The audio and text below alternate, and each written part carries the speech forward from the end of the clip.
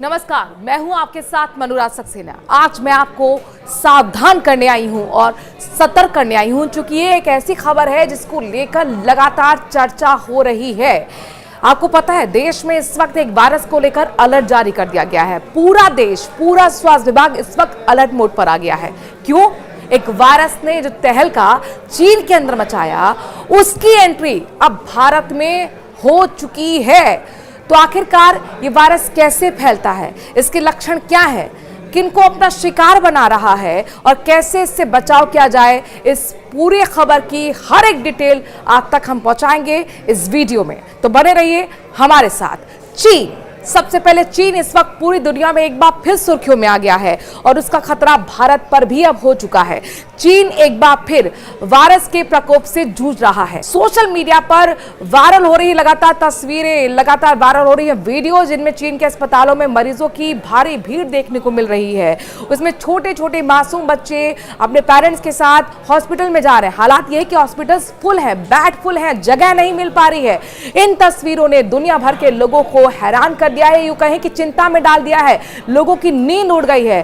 भारत में भी इस खतरे के आसार बहुत तेजी से नजर आ रहे हैं, क्योंकि आपको हम बता रहे हैं भारत में अब 2 केसेस सामने आ चुके हैं। एक नहीं, 2। बहुत तेजी से अपडेट हो रही है खबर, क्योंकि खबर पहले ये मिल रही थी कि कर्नाटक के बेंगलुरु में एक केस सामने आया है, लेकिन अब यह खबर मिल रही है कि 2 केस हो गए हैं और दोनों ही केसेस मासूम बच्चों से जुड़े हुए हैं।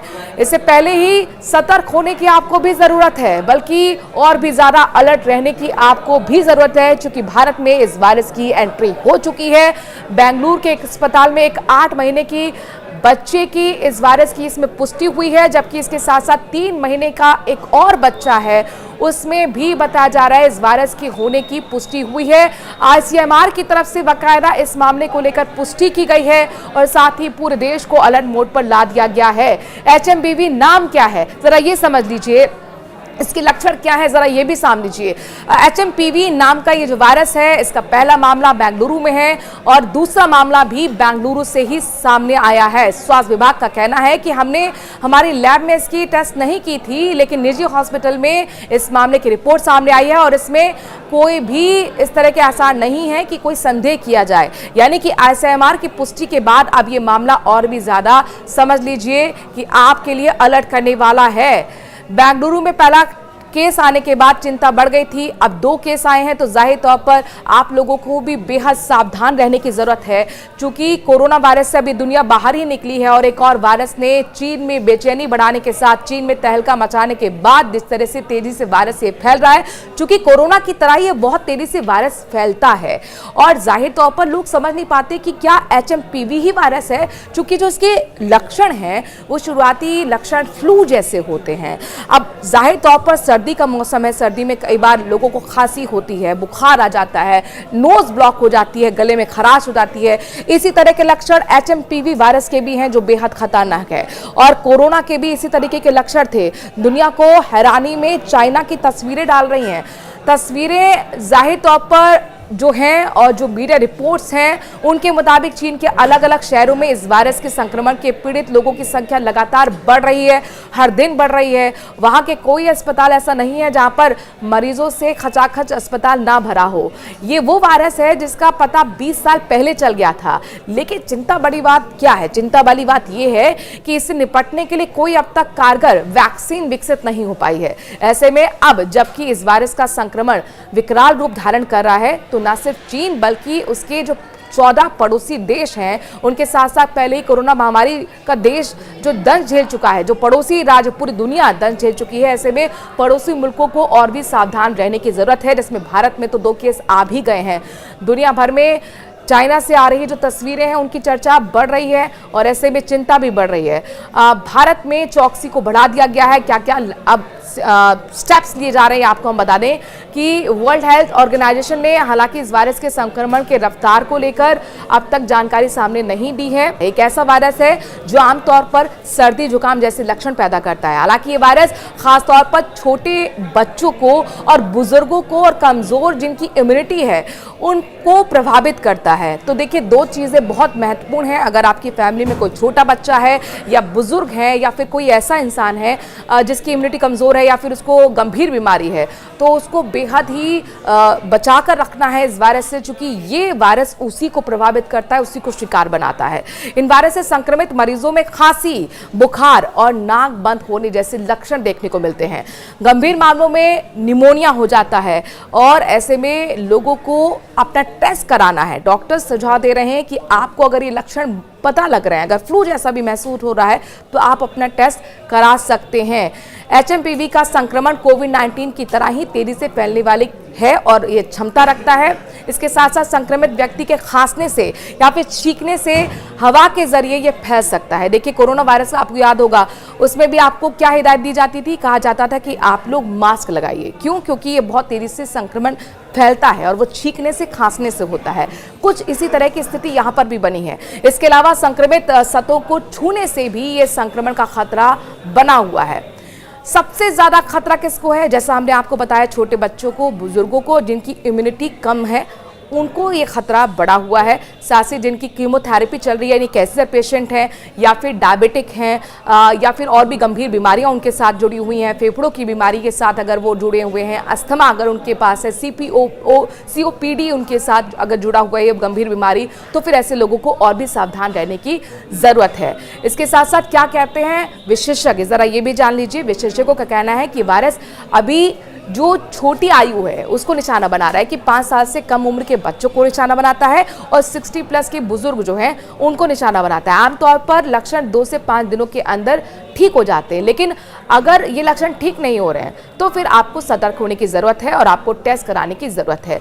अस्पताल के बाहर भी लगातार भारी भीड़ चीन में देखने को मिली है और ये जो वायरल तस्वीर है सोशल मीडिया पर चीन की, आपको सतर्क करती है।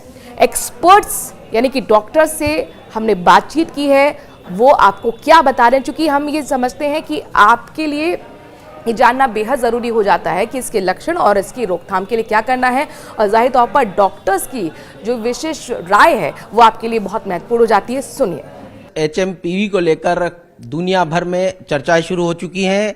एक केस बेंगलुरु में जो है वो पाया गया, हालांकि उसकी आधिकारिक रूप से पुष्टि नहीं हुई है, लेकिन ये वायरस किस प्रकार का है, किस प्रकार के एहतियात बरतने चाहिए, उसको लेकर बात करने के लिए हमारे साथ सीनियर डॉक्टर अजीत सिंह हमारे साथ मौजूद हैं। सर, ये किस प्रकार का वायरस है, थोड़ा ये समझाने की कोशिश करें।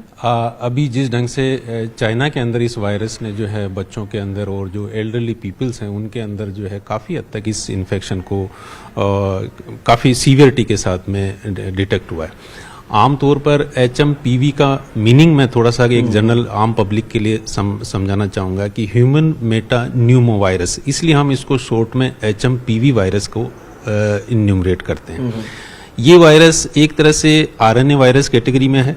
साथ ही जो हमारा ऑलरेडी जो पुराना, अगर आप कभी वायरस की कैटेगरीज में जाते हैं तो रेस्पिरेटरी सेंसिटियल वायरस जो है उसी ग्रुप से रिलेटेड ये वायरस है। तो ये वायरस क्या बच्चों को ही निशाना बनाता है या वयस्कों को भी निशाना बनाता है? आमतौर पर अभी तक का जो इसका प्रेजेंटेशन रहा है वो 5 साल से कम बच्चों के अंदर, आप देखेंगे कि चाइनाइज के डेटा जितने भी आ रहे हैं वो 5 साल से कम छोटे बच्चों में वायरल निमोनिया आ रही है, टिपिकल वायरल निमोनिया के रूप में ये निकल के आ रहा है। सिमिलरली अगर हम बात करते हैं तो एल्डरली पीपल्स हैं जो कि उस 60 साल से ऊपर कह लीजिए या जो सीनियर सिटीजन कैटेगरी में है, उनके अंदर क्योंकि एक इम्यूनो कंप्रोमाइज स्टेज आ जाती है और वो इम्यूनो कंप्रोमाइज स्टेज के अंदर वो कई तरह की कोमॉर्बिड कंडीशंस से ग्रसित होते हैं, जिसमें डायबिटीज भी है, बीपी भी है, कैंसर्स के पेशेंट्स भी होते हैं, कुछ अस्थमा और सीओपीडी के पेशेंट्स भी होते हैं। वो पेशेंट की जो कैटेगरी है वो ज्यादातर इस वायरस से अफेक्टेड देखिए। नहीं तो क्या ये खतरनाक हो सकता है, क्योंकि जिस प्रकार से कोरोना हमने देखा,